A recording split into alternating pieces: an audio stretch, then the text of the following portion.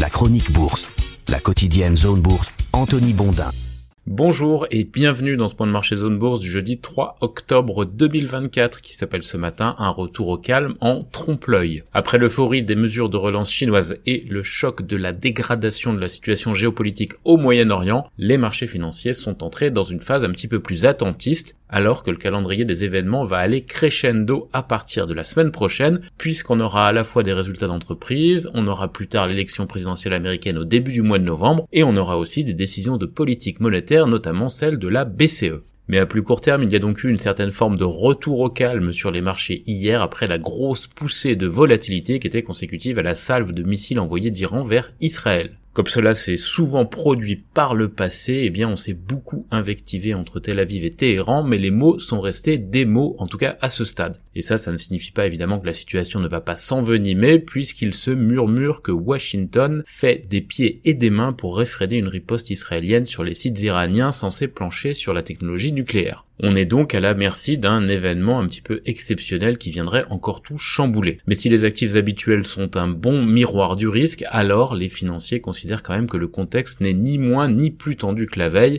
En effet, le dollar, l'or et le pétrole se tiennent ce matin sur des niveaux quasiment identiques à ceux d'hier. Ils avaient plutôt pris la pente ascendante mardi, notamment le pétrole. Donc, pour en revenir à la séance de la veille, les bourses européennes ont oscillé autour de l'équilibre, même si quelques marchés ont affiché des variations plus marquées. C'est le cas par exemple de l'indice norvégien, il a bondi de 1,5% et ça, évidemment, c'est à cause de la surreprésentation de l'industrie pétrolière dans ses rangs. À l'inverse, l'IBEX espagnol a reculé de 0,6%, ça va pas faire plaisir à mon collègue Eduardo, c'est à cause des méformes d'Inditex et de sa grosse cohorte de sociétés de services collectifs, en l'occurrence notamment Iberdrola et Endesa. Du côté de la bourse de Paris, eh bien, on est resté en territoire légèrement positif, plus 0,05%, c'était quand même pas grand chose. C'est grâce notamment à Total Energy qui a terminé la journée en hausse de plus de 2%. Le groupe, un petit peu comme l'indice norvégien, a bénéficié du contexte de rebond des cours pétroliers et aussi d'une présentation très médiatisée de ses objectifs de moyen terme depuis New York.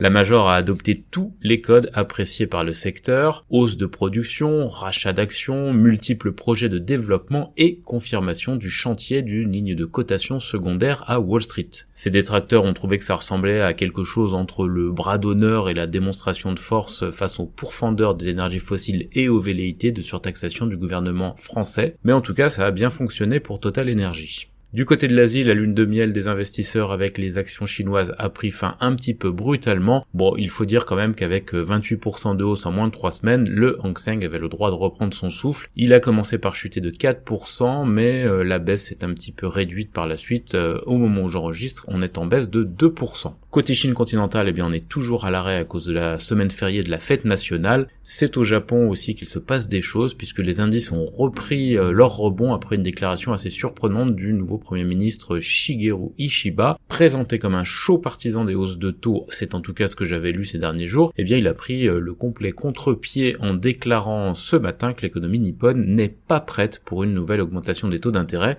Alors ça évidemment ça a fait replonger les yens et ça a fait bondir les actions qui sont toujours contentes quand le yen baisse. Et oui, parfois les liens entre les déclarations politiques et les évolutions du marché, c'est aussi simple que ça. Du côté des États-Unis, eh bien les indications sur l'évolution du marché de l'emploi, en l'occurrence l'enquête JOLTS de mardi et le rapport ADP d'hier, ont continué à montrer une certaine vigueur et ça, évidemment, ça a contribué à réduire la libido du marché pour une nouvelle baisse de taux importante de la Fed le 7 novembre. Est-ce que c'est grave? Pas forcément, puisque d'un côté, le marché aime les baisses de taux, mais il aime aussi quand l'économie américaine va bien. Les probabilités sont donc tombées à 33,6% en faveur d'une baisse de taux de 50 points de base contre 66,4% pour une baisse de taux de 25 points de base. Ça, ce sont les probas sur les contrats à terme via l'outil préféré des bookmakers du marché, c'est-à-dire le CME FedWatch. Donc on est sur une proportion plutôt 2 tiers, 1 tiers, alors qu'on était à 50-50 la semaine dernière. Alors 2 remarques à ce propos. Primo, personne n'envisage que les taux ne continuent pas à baisser aux États-Unis. Et secondo, la prochaine réunion de la Fed doit intervenir juste après le scrutin présidentiel américain, avec une probabilité assez forte pour que le nom du lauréat ou de la lauréate ne soit pas encore connu. En effet, le processus de dépouillement est assez long aux États-Unis. Par exemple, en 2020, le vote avait eu lieu le 3 novembre, mais la victoire de Joe Biden n'avait été annoncée que le 7 novembre. Là, en l'occurrence, on a un scrutin qui est le 5 novembre et une réunion de la Fed le 7 novembre. Il y a donc de fortes chances pour que le nom du président ou de la présidente ne soit pas connu quand la Fed prendra sa décision. Donc, pour résumer tout ça, après 4 semaines consécutives de hausse qui ont effacé un début de mois de septembre assez poussif, les marchés actions font donc une pause, avec en élément perturbateur évidemment la situation au Moyen-Orient et l'option stop ou encore de l'emballement pour les actions chinoises. Sur l'agenda macro du jour, on a les versions définitives des indicateurs PMI des services qui vont permettre de continuer à recalibrer les attentes sur l'évolution des taux directeurs, en particulier en Europe et aux États-Unis. Côté Asie-Pacifique ce matin, le Nikkei 225 japonais rebondit donc de 2%, pendant que Hong Kong rend environ 1,8%. La Corée du Sud est à nouveau fermée pour un jour férié comme Taïwan. L'Inde, pour sa part, perd 1,1% et confirme quand même sa petite méforme avec une 4e séance de rang dans le rouge. En Australie, on végète autour de l'équilibre. Les indicateurs financiers européens et américains d'ailleurs indiquent une ouverture en baisse ce matin.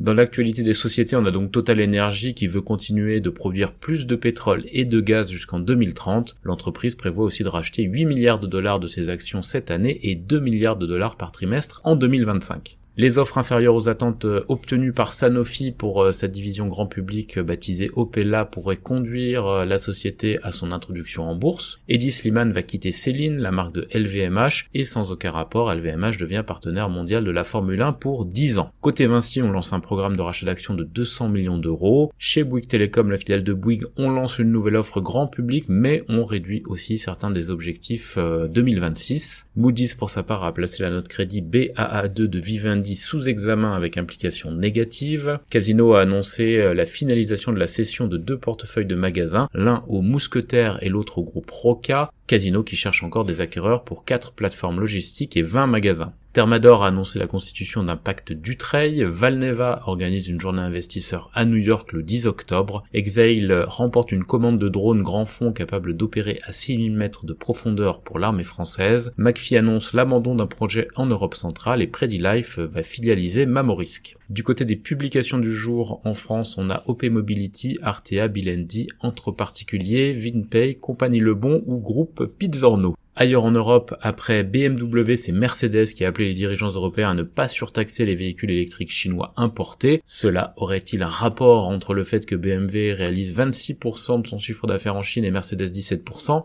Coïncidence? Je ne crois pas. Par ailleurs, BMW ne devrait pas participer à la prochaine levée de fonds de Northvolt, ce qui diluera sa participation de 2,8% selon les infos de Bloomberg. En Allemagne toujours, Vonovia va récupérer 1,8 milliard d'euros grâce à 3 nouvelles transactions qui devraient être achevées d'ici la fin de l'automne. En particulier, Vonovia et Apollo vont créer une société pour acquérir une participation de 20% dans Deutsche Wohnen. Telecom Italia a reçu une offre de 700 millions d'euros du gouvernement italien pour sa filiale Sparkle. British Land acquiert un portefeuille de parcs commerciaux d'une valeur de 441 millions de livres. Kuehne + Nagel ouvre un centre de distribution pour Lego en Australie et Arcus Biosciences et AstraZeneca collaborent au développement d'un traitement contre le carcinome. Sur l'agenda des publics du jour en Europe, on a Tesco. En Amérique du Nord, les livraisons de Tesla rebondissent au T3, mais l'objectif annuel s'éloigne. Le constructeur a par ailleurs abandonné la variante la moins chère de la Model 3 aux États-Unis. Le titre a baissé hier suite à ces annonces. Microsoft va investir 4,75 milliards de dollars dans l'IA et l'infrastructure cloud en Italie. Lévi-Strauss annonce une révision stratégique de la marque Dockers, y compris une éventuelle mise en vente. Eli Lilly investit 4,5 milliards de dollars dans l'ouverture d'un nouveau centre de fabrication et de développement de médicaments aux États-Unis. Berkshire Hathaway a réduit sa participation dans Bank of America à 10,2%. Delta Airlines signe un accord de partage de code avec Saudia Airlines. Standard Aero est valorisé 10,4 milliards de dollars peu après sa première cotation à New York. Becton Dickinson a conclu un accord pour résoudre la grande majorité des contentieux relatifs au hernie. Et côté publication du jour aux États-Unis, on a Constellation Brands. Ailleurs dans le monde, Toyota a reporté la production de VE aux États-Unis à 2026 en raison du ralentissement de ses ventes selon les infos de Nikkei. Xpeng étudie la possibilité de production en Europe avant le vote sur les tarifs des véhicules électriques dans l'UE. Westpac vend son portefeuille de prêts automobiles au groupe Resimac en Australie. Et enfin, Shimao en Chine affirme que les créanciers détenant plus de 50% de sa dette soutiennent son plan de restructuration. Voilà, vous savez tout ce qu'il fallait savoir pour bien démarrer la séance boursière. Je vous souhaite une très bonne journée.